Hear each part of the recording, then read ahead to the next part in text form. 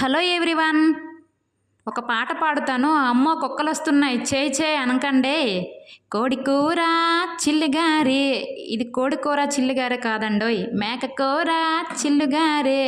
ఈ మేక కూర చిల్లుగారే కూడా సూపర్ అంటే సూపర్ అండోయ్, ఎక్సలెంట్గా ఉంటుంది.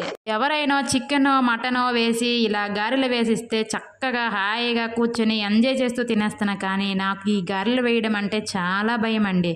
తలతలా మరుగుతున్న ఆయిల్లో ఇలా చేత్తో గారెలు వేస్తే ఆనగనొచ్చి నాకెక్కడ ముద్దు పెట్టేస్తుందని భయమే ఎక్కువ. గారె గుండ్రంగా ఉంది, గారె మధ్యలో చిల్లు ఉంది. గారెలు వేయడం రాదంటున్నావు, గారెలు వేయడం అంటే భయం అంటున్నావు. మరి గారెలు ఎలా వేసావా అక్క అని డౌట్ రావచ్చు. ఈ గారెలు నేను చేయలేదండి. ఈ గారెలు అయితే మా చెల్లి వేసింది. బాగున్నాయి కదా.